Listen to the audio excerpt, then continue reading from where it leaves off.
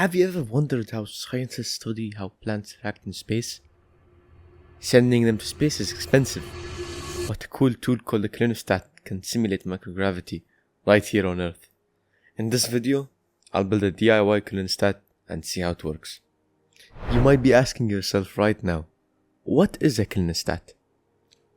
Basically, how it works is by having an object hang horizontally off something like a DC motor.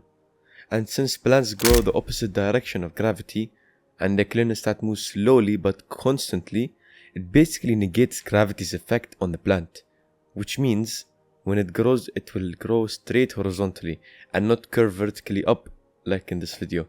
So let's make our own clinostat. We always have to start with the trustworthy process of making simple, rough demos. I found a random MDF square that I had previously drilled holes that are the size of the M3 screws that the servo motor I chose has, which was perfect for me.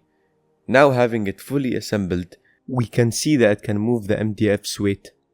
So that means the motor will be good for the project. I can't just leave it at this and call it a day. I must take a proper design and do it using CAD.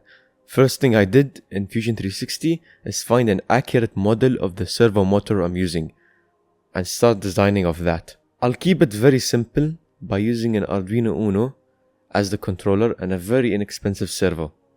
Alright, so fresh off the printer we can start assembling our parts in it. I started by installing the Arduino Uno, then moved on to installing the micro servo. Then comes a pain that is shared by many, installing the wires. We can finally test it out though. But before that, we must code it. For that, I'll of course use the Arduino IDE. Simply upload the code and we are ready to go. And with that, the clinostat is done.